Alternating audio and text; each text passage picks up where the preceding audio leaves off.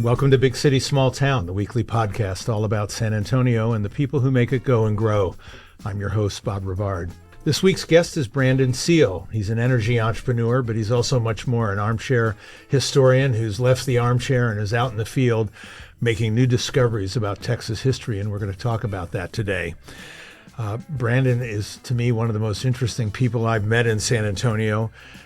From building cross-border pipelines to drilling the first shale wells in Mexico, to retrofitting clean hydrogen plants in Corpus Christi, to searching for lost battlefields and recovering first declarations of independence. Brandon has built a career leading teams working on some of the region's most enduring challenges, often by finding ways to communicate complicated subject matter to diverse audiences. His podcast, A New History of Old Texas, which I might add is first premiered on the Rivard Report. How many years ago? 7 or 8 years ago now, yeah. That has been downloaded more than 700,000 times and may have recently helped rediscover the biggest battlefield in Texas history. That's the Battle of Medina. We'll talk about that in a minute. Brandon Seale, welcome to Big City, Small Town. Bob, thanks for having me. So where are we on finding the Battle of Medina? So I do want to give you credit for, 7 or 8 years ago that it was the then Rivard Report, now San Antonio Report, that really gave a platform to the podcast that we had created initially around a new history of old San Antonio. But one of the biggest mysteries and most salient events that happens in early San Antonio history is the 1813 Battle of Medina. And I got it entirely wrong in the first season. I think I located it near Poteet somewhere, and I only realized after the fact, oh God, this is embarrassing. This is such a big event. I didn't get the location right. And then you start to dig into it and you start to realize that we don't really quite know where the location is. It's been lost, at least to academic history, for 100 years or more. Well, anyway, fast forward, we've had, starting in 2022, a couple of pretty remarkable field seasons with a group called the American Veterans Archaeological Recovery Project. The Atascosa County Historical Commission, led by Martin Gonzalez, has never let the memory of the battle die. They've probably done more to keep it alive in the last 50 years than anybody else, and their teams have been out there working as well. And at this point now, we've identified 3, if not 4 or 5, conflict sites that are consistent with the battlefield of Medina and which are pretty definitively linked to artifacts that are also linked to the battlefield of Medina. Let's tell our listeners first, how did an energy executive, when I met you, you were the president of Howard Energy in Mexico, building a pipeline in northern Mexico across the border. How did you get so fascinated with early Texas history? I grew up on J. Frank Dobie and Walter Prescott Webb and all those books, and so was always fascinated by it. And again, you can't grow up in San Antonio and not be a little bit surrounded by Texas history. But also growing up in San Antonio, too, you grow up with a sense of there's something different about San Antonio, Texas history and about the events that went here, that the forces that drive the larger, say, United States history, they aren't quite the same as they are out on our little lonely outpost here on the first the New Spanish and then the Mexican and then the Texas and United States frontier. A moment I point to that was a little bit formative for me was in those years from 2015 to 2018, I was building that pipeline from Laredo to Monterrey. And I remember there was one week where at the beginning of the week, I was in Monterrey negotiating for a piece of right-of-way at an office building right in front of a church. It was called La Purísima Concepción, that was founded by Father Margil de Jesus.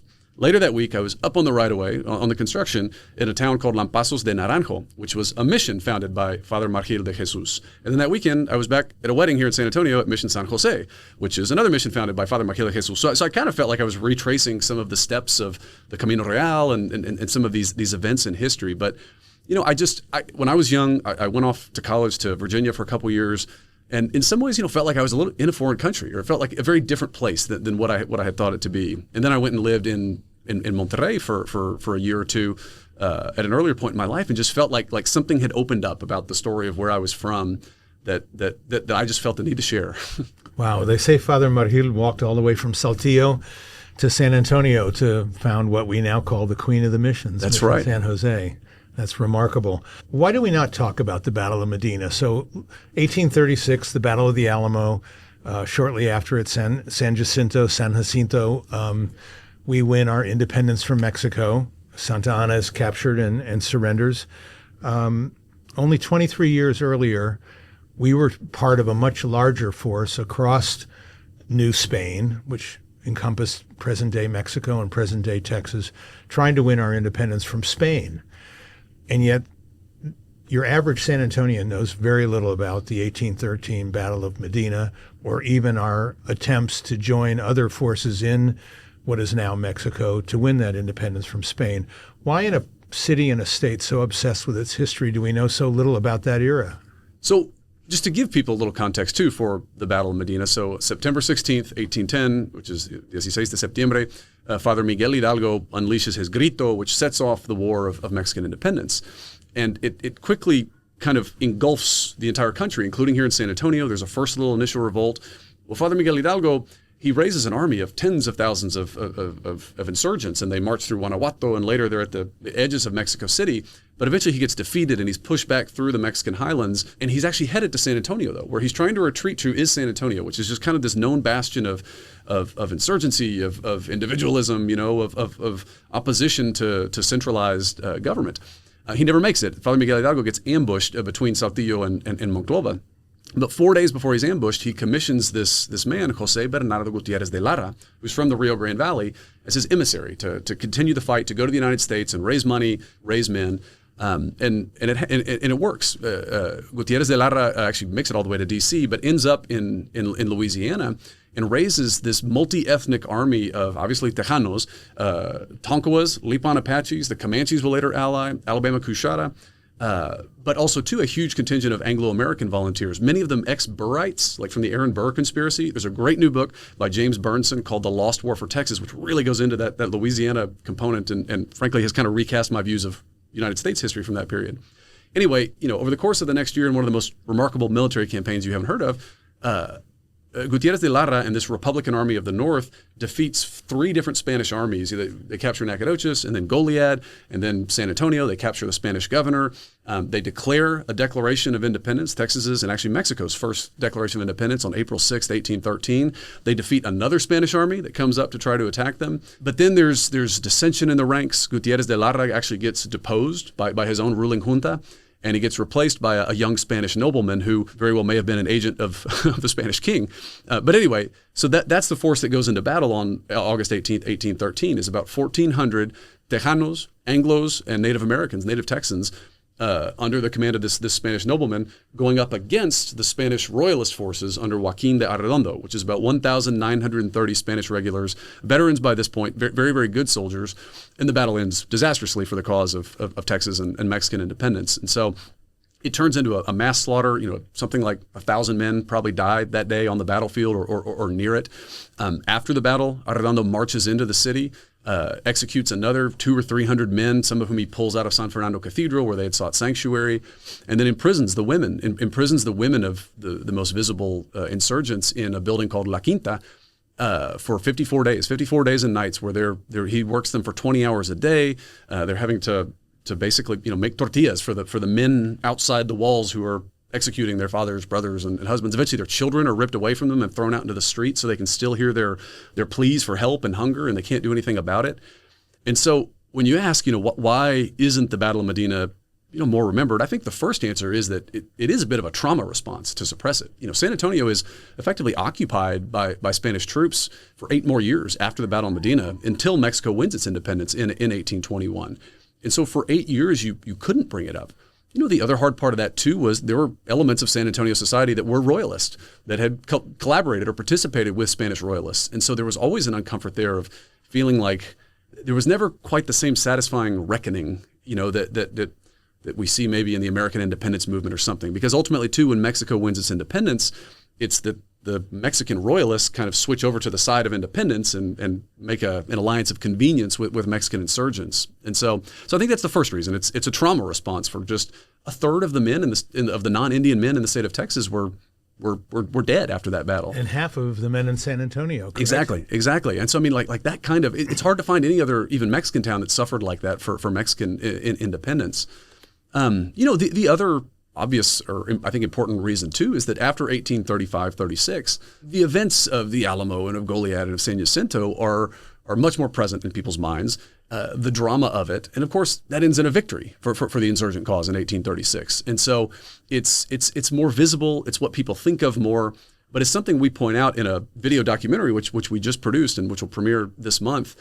There's still something funny about the Alamo and even Goliad, if you think about it in the Anglo-American kind of United States tradition. Like they are still defeats, and we don't typically celebrate defeat in this country. We don't celebrate Little Bighorn or Pearl Harbor. We remember them, but like they're kind of different things. No one does. Right. Well, no one mistakenly thinks that the U.S. Navy won Pearl Harbor either. Half of Texas students apparently leave fourth grade, thinking that Texas forces won the Battle of the Alamo. But and it's because of the way we celebrate it. And I think one of the theories that we explore in the documentary is, to what extent is some of the Alamo myth-making attributable to Tejanos, like Juan Seguin, people who were direct descendants of the men and uncles and fathers and sons who died in 1813, who are still leading the fight in 1836. Because remember, too, Tejanos participate in higher percentages than Anglos in the events of 1835-36. And so why are they doing that?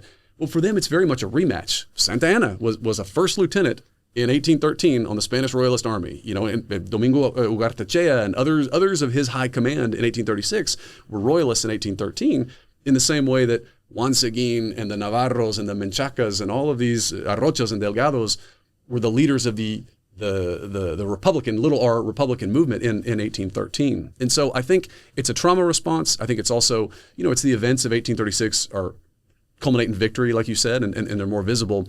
But I also do think that there's an effort, and I think it's successful, by people like Juan Seguin and José Antonio Navarro and José Francisco Ruiz to cast the suffering of 1835-36 in the same way that they had experienced the suffering of 1813 after the Battle of Medina, in an attempt to really make the argument that suffering can be the basis, shared suffering can be the basis of a new people, of a new, mixed system. This is a direct word from Lorenzo de Zavala, the first vice president of Texas.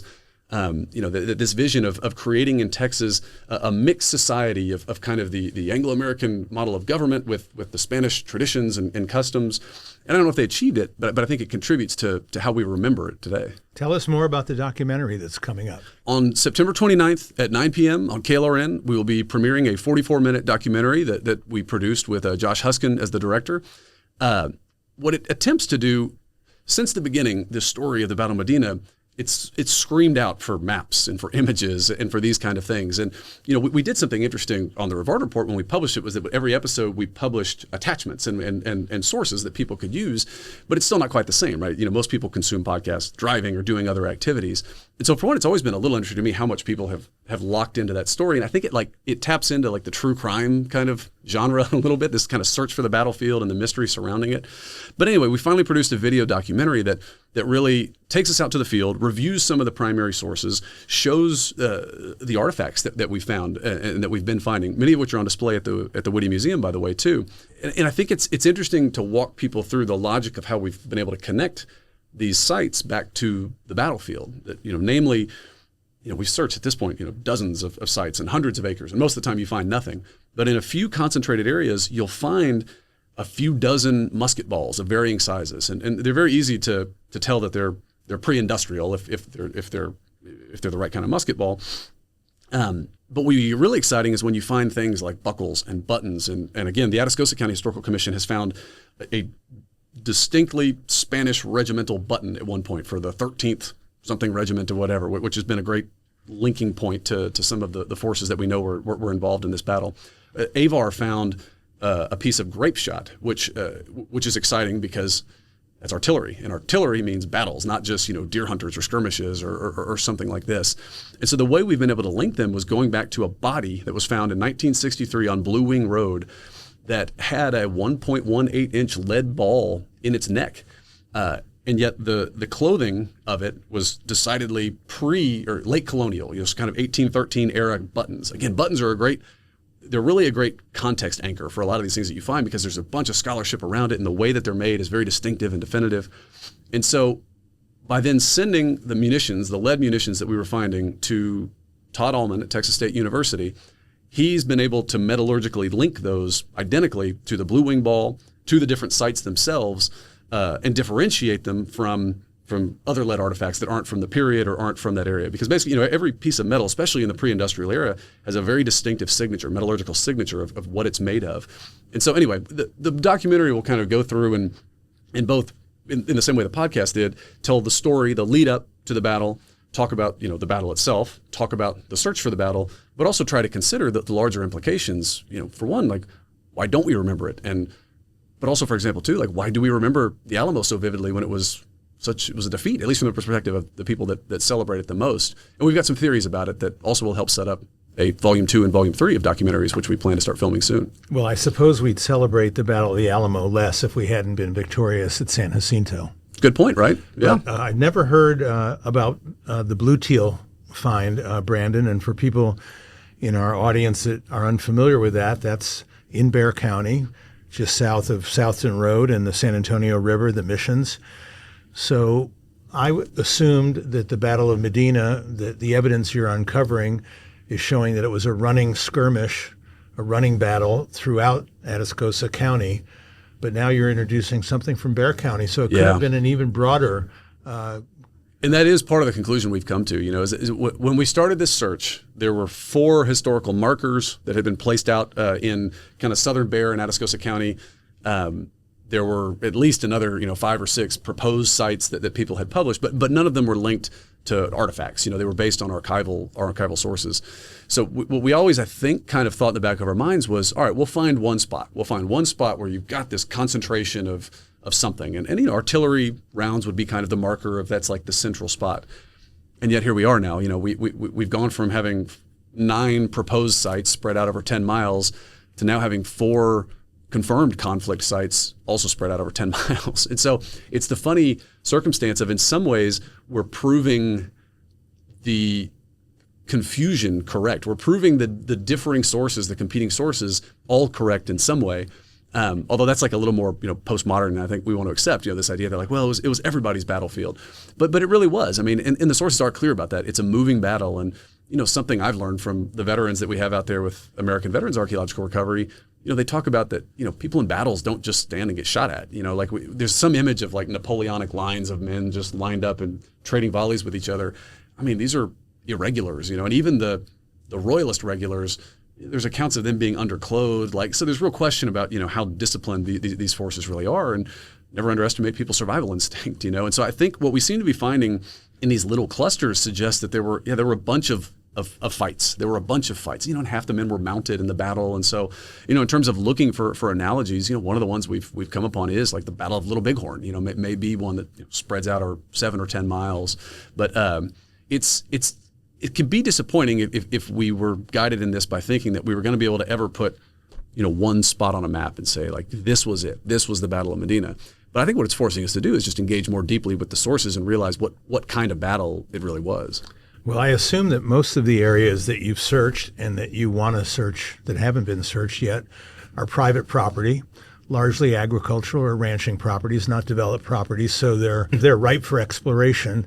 But wouldn't you expect sooner or later to find some mass burial sites? The biggest challenge of this search is getting access to the properties. Obviously, they are private property. They are privately owned. People are suspicious of having people come onto their property. We spent more time. It's been easier to raise the money to fund these searches than it has been to actually, build the relationships to get onto the properties. Well, and then you have to hope that it's the right properties. I mean, like this neighbor may be friendly, but there may not have been a conflict there. And so that's a huge variable in this right now, is that there's a bias around, or a selection bias, self-selection bias around just which properties that we can actually get onto. And I'll say this, there's increasing urgency too, because development of San Antonio is now reaching those areas, that it's possible now to get onto a 60-acre property, which is enough room to really make it worth your while to send out a team and survey. But as it gets chopped up into smaller and smaller properties, it's going to make it virtually unexplorable. That said, the City Preservation Office has been good. Through their ETJ, they've been requiring people that are doing master development plans to do metal detecting surveys, and that's part of what may have uncovered yet another site which is coming up in the area. So there's 2 places you might look for burials, maybe 3. The first is that El Carmen Church historically was thought of as the burial site for the royalist dead after the battle, and that's pretty well attested. And that's where? That's in Lozoya, Texas, the unincorporated community of Lozoya, right along the southern bank of the Medina River, right across from Southside High School. It's sacred ground at this point. It's an active cemetery, and we're not proposing to go dig it up or anything to go confirm that. And I'm not sure what that would confirm. That's never been really contended to be the battle site per se. There's an account in 1822, so after Mexico wins its independence, and the first Mexican governor is coming to Texas to take office. He stops on the road there near the battlefield, and there's a ceremonial interment of the bones, which for the previous 9 years had been forbidden to be buried. By order of the victorious Spanish general, they left them out on the field. And so there's always been some thought that, somewhere you might have some mass grave of 1,000 cadavers or something. I'm a little suspicious of that. For one, like if you leave a calf out in the pasture for a week, what's left of it? There's just very little. And so I've always kind of thought that was maybe a more ceremonial burial than an actual internment of 1,000 bodies. And the other issue just is, after 200 years, there may not be much left behind. It's well-drained soil, it's sandy, like you would expect some pretty severe decomposition at this point. One angle we've thought about, there are these things called human remains detection dogs. So not cadaver dogs, but human remains detection dogs, which they've started using with some success for identifying old cemeteries, particularly old cemeteries for enslaved persons in particular. There's a thought that we could try that in some of these areas, but the best marker, it seems like, is still going to be metal detecting, which, by the way, is a bit of a novel thing here. Historically, metal detecting has been looked a little bit down on as kind of a stepchild of proper archaeology. But some of the techniques that we're pioneering and using here by AVAR and the Atascosa County Historical Commission are, I think, writing metal detecting into the playbook more for this kind of stuff in the future. I had an opportunity recently to be with some archaeologists in the United Kingdom. They regard metal detecting enthusiasts there as being absolutely central to telling, in particular, the story of the Saxons, where there was not much written history, but where people continue to uncover hoards and other physical evidence of pre-11th century, what is now England. And I think it's more emerging into the mainstream, as people use it in a more disciplined fashion too, where you go up and you set up a grid and you're documenting every find, not just selecting cherry picking the stuff and really, GPS locating exactly where you found it so you can go back and see patterns, especially in a battle like this. That's an important thing to be able to go back and look at to understand the architecture of the battle itself. Will you tell us a little bit more about the American Veterans Organization that is actively working with veterans who are, combat experience, who have PTSD, who have traumatized themselves, and they're using archaeology as a therapy? Yeah. So AVAR was founded about 10 years ago by a gentleman named Dr. Stephen Humphreys, who actually trained in England in the techniques of conflict archaeology. And so they work all over the world, Sicily and Yorktown and Saratoga and all these other places, helping recover, principally to recover remains, but also just to recover the architecture of lost battlefields. And so, it's been really moving to be a part of these teams that are out there and seeing these people that have worked all over the world now and that, bring a combat veteran's eye to what you're looking for in a battlefield as well. I also, I think it's important to mention and highlight, the work of the Atascosa County Historical Commission's metal detectorists as well too. So led by David Emery is kind of their leader. They've been searching sites for years now. And by far the biggest concentration of finds that anyone's come across so far is the site that they recently found in Atascosa County, where I think they found 36 musket balls, 36 buckles and buttons and pieces of ramrods and things like that. And so I think, to one of your earlier points, there is something emerging into a more general consciousness that, by the way, has never left that part of the world. That part of the world always remembered the Battle of Medina. Some of the people that lived there are the direct descendants of people who got those land grants initially. In some ways, the Anglo migrations, they kind of stopped at about San Antonio. They didn't quite get down. The Medina River always remained, or not principally remained, land that was held by descendants of the Herreras and the Perez and the Martinez and all these other families that have been there since near 1813. And I think this is interesting, a mark of how the battle has reached a wider prominence probably than it had before was, so this legislative session at the Texas legislature, there was a bill, Senate Bill 3059 was the bill around the Alamo Commission, so creating this Alamo Commission to manage the Alamo going forward. And as the bill was on the floor, there was an amendment introduced by Representative Briscoe Cain and co-sponsored by like a dozen other representatives from around San Antonio, from both parties. And it was really fascinating to me that the amendment was commissioning the governor to negotiate for the loan of the 1813 Texas Declaration of Independence to the Alamo for display in the Alamo, which, for one, is a totally appropriate thing to do, given the context of what leads to the events of the Alamo. But also, I think just the fact that it's reached the general audience of Texas legislators at this point says that there is increasing awareness around this and the influence of it. and that it is a direct line. That when you're telling the story of 1836, you can't do it without the events of 1812 and 1813 too. And so I definitely want that bill passed, by the way. I mean, so that bill is law, and so it's something that representatives of the state government and of the Alamo will start working on.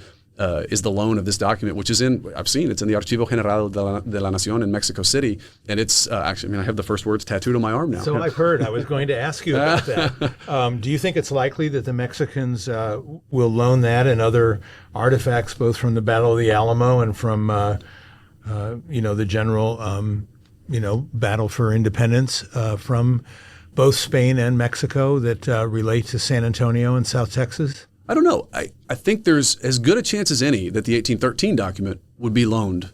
It may be more complicated around some of the battle flags from San Jacinto and from the Alamo and stuff like that. But, the 1813 document is a piece of shared history of Texas and Mexico. Like I said, it precedes the first Mexican Declaration of Independence by about 6 months. It's one of the earliest uses of the word República de México, the Republic of Mexico, that gets used there, and which traditionally has been more attributed to Morelos y Pavón down in Morelia, in kind of that area. But I think but unfortunately too, I'd say even within Mexican historiography, the events of 1812 and 1813 in Texas also kind of get lost because Texas gets lost. It's not a part of their story at this point. But it's a critical part of what keeps the fight for Mexican independence alive for 2 or 3 very crucial years there. I wanted to ask you because, like a number of my friends, you've sort of grown up with one foot in Mexico and one in Texas. You speak fluent Spanish. You obviously are obsessed with our shared history. Do they care much about this and learning more about this particular chapter of Texas-Mexico history? I think what this chapter within Mexican historiography uncovers is a tension that's existed for a long time between the northern Mexican states and kind of the centralized, authoritative version of Mexican history. Especially after the trauma of the Mexican Revolution from 1910 to 1920. The 20th century is very much consumed by this centralizing narrative of telling the story of kind of one Mexico, and frankly, I think it's a little unfair to all of the pieces of Mexican history that take place outside of the Valley of Mexico. And in fact, too, a whole lot of that historiography is very critical of the northern Mexican federalist movements, as they view those as contributing to the dissolution or the challenges of nation building in Mexico in the 19th century. As northern Mexicans will remind people, however, in central Mexico, that it was the insurgent forces, it was the Federalist or the little R Republican forces that really impelled Mexican independence in the first place. Benito Juárez, was coming out of the Federalist tradition and opposing Maximilian when he comes in the 1860s. That, and by the way, takes refuge in the future Ciudad Juárez, El Paso up here. So Texas is kind of a refuge for that. Francisco Madero, who sets off the Mexican Revolution of 1910, writes his Plan de San Luis Potosí right here in San Antonio. Venustiano Carranza takes that refuge in San Antonio. Like, Texas has always kind of been this relief valve for this Mexican revolutionary impulse, but that impulse it's an autochthonous, it's a homegrown impulse within northern Mexico, and look, there's things about that impulse that I think are real familiar even to Texans coming out of the Anglo-Texan tradition too. Like, we're on the frontiers of our respective society. We're distant from the centers of power. Like, you're always going to feel a sense of neglect from the people governing you when they're 1,000 miles away, or more. And I do think it's interesting, that shared experience and that shared impulse, I think, was present in 1836. And I think it's even a little bit, present today. And it's something that, Texans and Northern Mexicans can relate to at a similar level. I also wonder if you think that the Battle of Medina, the context of it will be incorporated into some of the other developments as we reconsider our history in San Antonio. We're 10 years now into being a UNESCO World Heritage Site, principally the missions and the Alamo. There's San Fernando Cathedral that's been totally redone and is so central to our story. And now we have $550 million being invested in redevelopment of the Alamo Plaza, the new education center, the museum that will be coming online in 2027. Does the Battle of Medina become a higher profile chapter in our history with all of this happening? It does. I know for a fact that folks at the Alamo are working to incorporate the story of the Battle of Medina and the War of Mexican Independence into the narrative of battle history of the Battle of Medina itself. And part of the the exchanges that they're doing, with Mexican academics to really figure out how to speak some of the same language on these points where it was truly a shared history. Other things too, like just having it involved in legislation, having it involved in having the governor's office involved and helping to participate in recovering this battle, because that's what's been cool about the story too, is it's a story that people can participate in terms of searching for it or finding new ways to remember it and tell the story. It's a narrative that hasn't been written for us quite yet, that we're writing it as we go. And another piece of that too, I'd add, is we've been working with the Lieutenant Governor's office to hang José Francisco Ruiz's portrait on the wall of the Texas Senate chamber. So Ruiz is the highest-ranking Tejano survivor of the Battle of Medina. So the Tejano commander at the time was a guy named Miguel Menchaca, who dies in the battle. And so Ruiz is then the highest-ranking survivor, and he takes the survivors, those that he can, and they flee to Louisiana and have this incredible 10-year period where, actually, for one, they participate in the Battle of New Orleans, assisting the United States in that battle. But then Ruiz orchestrates this kind of proxy war using his Comanche and Lipan Apache allies against Spanish rule in Texas, and quite effectively. And actually, it's funny, he's refused a pardon from the Battle of Medina until fully 10 years afterward, until he can negotiate a peace treaty for the new Mexican government with the Lipan Apaches and the Comanches. And so I think part of it is finding the central figures on whom we can fixate and whose stories we can tell that span these stories, because they are there too, both Tejano and Anglo. James Gaines is one of the highest ranking Anglo participants in the 1813 Texas Revolution. He becomes a provisional secretary of war, a senator from the Sabine district. He's him and Ruiz are the only ones that are kind of actively involved in both the Declarations of Independence of 1813 and of 1836. So there's these really fascinating figures that I think help span that historical era that give people something to lock onto instead of having to look for single moments of people. If someone is a U.S. veteran or knows a U.S. veteran who they think might want to get involved with that organization, how would they go about doing that? So contact American Veterans Archaeological Recovery. It's a long website, but if you Google it too, you'll find it. But American Veterans Archaeological Recovery Project. And yeah, they have an intake process where they can give you training, because that's what it is too. I mean, they're getting professional training hours for doing this to be licensed as practicing but still amateur, or in some cases professional archaeologists. And for people with a metal detector or just a general interest, if they wanted to say, go visit some of these sites, are any of them open, or is there any access, or can they otherwise sign up to participate perhaps in the next search? So for reasons that you'll probably understand, access is tightly controlled. People who participate have to sign non-disclosure agreements, and obviously it's private property. Anything that's found belongs to the landowner. People can't take things off of them.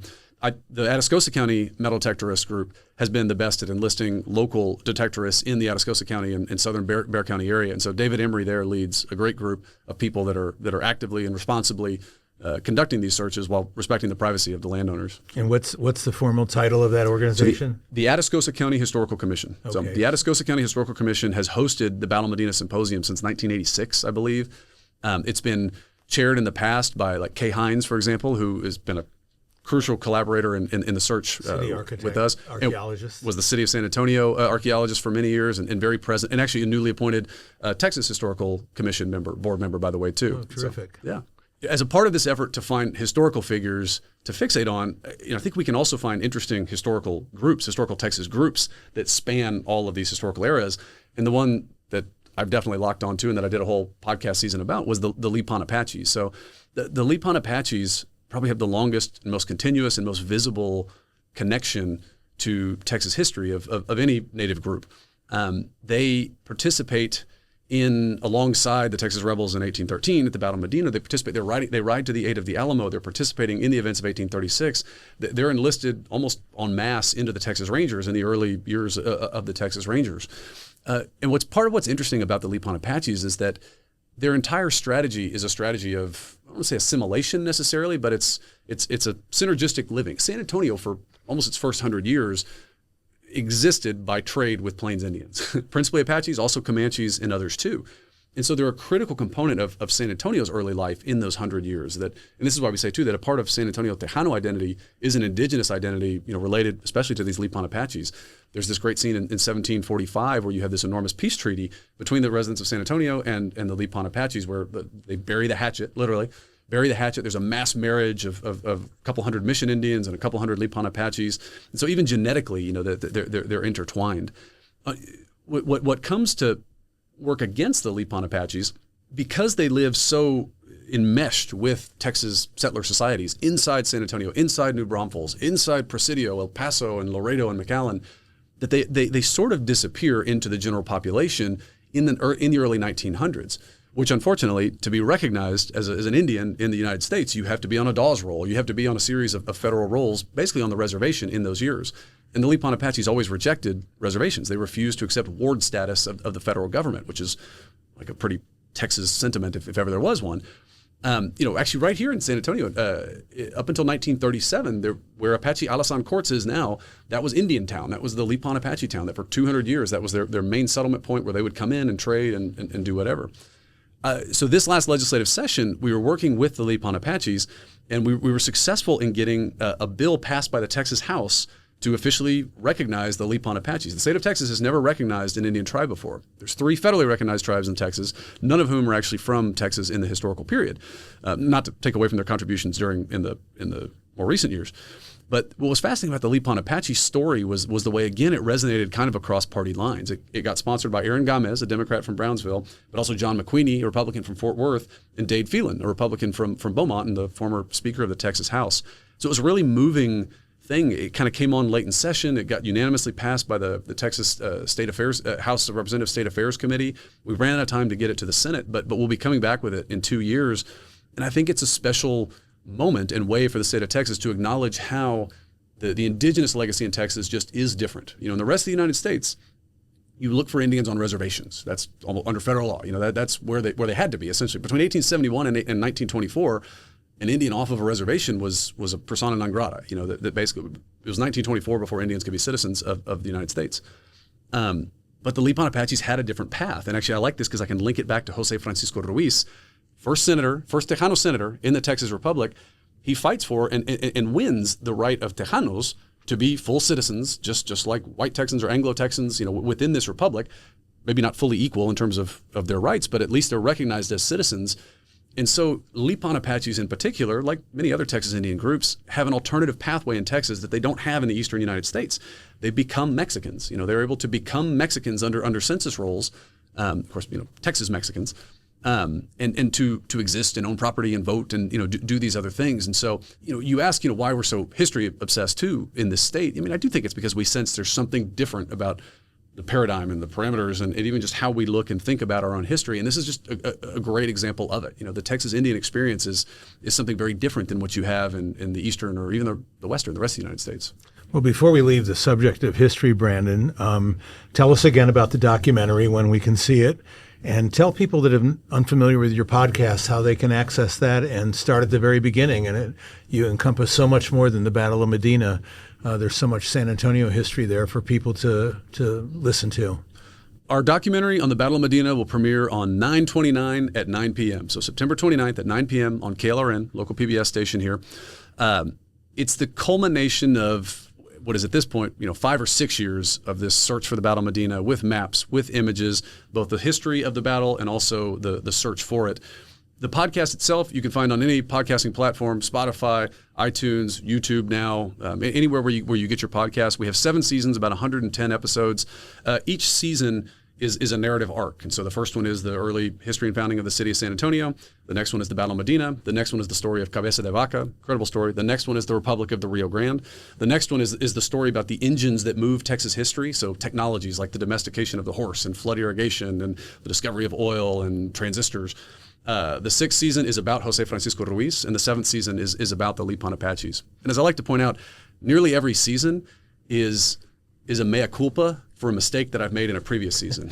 And so the Battle of Medina is to correct inaccurate information that I had in the first season about the Battle of Medina. The Lipan Apaches was because I spent about 6 seasons declaring them extinct in every single episode, and then they kept showing up. And so eventually realized I probably ought to do something about this. And so, yeah, but people can find it wherever they listen to their podcasts. Well, nobody's more familiar with mistakes than me, so I'm glad you're correcting them. Is there going to be an 8th season of the podcast, or have you moved now to the documentary film platform and find that a more effective way to tell your story? For the near term, we're focused on the video platform. So the first volume of this new History of Old Texas trilogy will be dedicated to the Battle of Medina. The second volume will be dedicated to the Republic of the Rio Grande. And the third will be dedicated to this theme of native Texas, kind of melding together the Cabeza de Vaca story, and then leading up into this different indigenous legacy that we have here in Texas. What I found, people have asked too sometimes, it's, well, you should publish a book, or, have you published a book? But when you look at the numbers, if I published a book on any one of these seasons, I'd be lucky if I sold 1,000 copies of it. Probably a few hundred would be more realistic. But, each one of these podcasts gets downloaded 15, 20,000 times. And, I think video is another order of magnitude way to reach, people who just consume their media differently. But also, the hope too is it's the kind of thing that a 7th grade teacher could share in a Texas history classroom very quickly. Yeah, no, a lot fewer people are buying and reading books, and a lot more people are watching screens and video. There's no doubt about it. And I haven't figured out how to turn, 12-hour history podcast seasons into 30-second shorts yet on Instagram, and I'm not sure I'm headed that way. But you do have to acknowledge. Adapt yourself to your audience a little bit. So, well, we're almost out of time, Brandon, but given your background, not just in history, but your professional background in the energy space, one of the few people I know that's worked both in carbon-based fuels and renewables, you're under consideration for becoming the next trustee of CPS Energy. Tell me a little bit about your interest in that and when that will be decided and so forth. I know you're an active applicant. So CPS Energy for me is just one of the most special artifacts of and expressions of everything that makes San Antonio unique. I mean, I don't think it's a coincidence that a town that was founded on a collectively managed irrigation system should also own the largest municipally owned gas and electric utility in the state. And so I get this question a lot of what's the nexus between the energy business and history? And I've never come up with a really clean way to articulate it, but it has something to do with those two things are very very tied to a Texas identity, and in the same way that CPS I think is very tied to a San Antonio identity. There's real opportunity right now in electric markets. In the growth of demand that's happening in Texas right now. It's an opportunity we haven't had in 30 years in the utility business. That for the last 30 years demand has been relatively flat, and you've been managing aging infrastructure without having the ability to incorporate new investment into that aging infrastructure. The other exciting thing that's going on is we have such a diversity of energy resources right now that we didn't have even 20 years ago. CPS is uniquely well positioned to both take advantage of the growth that's going on in general in electrical markets, in particular in Texas, but also frankly with some of the shortcomings of the ERCOT market design, that CPS can take advantage of those in a way that will hopefully defer rate increases for San Antonians and keep San Antonio affordable. I mean, we have some of the lowest gas and electric rates in the state. We want to keep it that way. It's a key part of our quality of life here. And so anyway, that's the motivation is, I most recently ran the West Texas Gas Utility, which is maybe the 7th largest gas utility in the state, and CPS is the 4th. And so it seems like a natural way to direct my experience, well, both as an energy executive, but also as a historian and passionate advocate for the city. Well, good luck with that. Thank you. Will be decided in the coming months, and we'd like to have you come back on and talk energy on the Big City, Small Town. So thanks for being with us today. Anytime, Bob. Thank you. Thanks for joining us for this episode of Big City, Small Town. Please share this episode with friends and colleagues, and if you haven't already, sign up for Monday Musings, my weekly newsletter. Just go to bigcitysmalltown.com and add your email. Big City, Small Town is brought to you by Western Urban, building the city our children want to call home, and by Geekdom, where startups are born and smart ideas become businesses. Thanks to Corey Ames of Ensemble Texas for the production of this show. We will see you next week.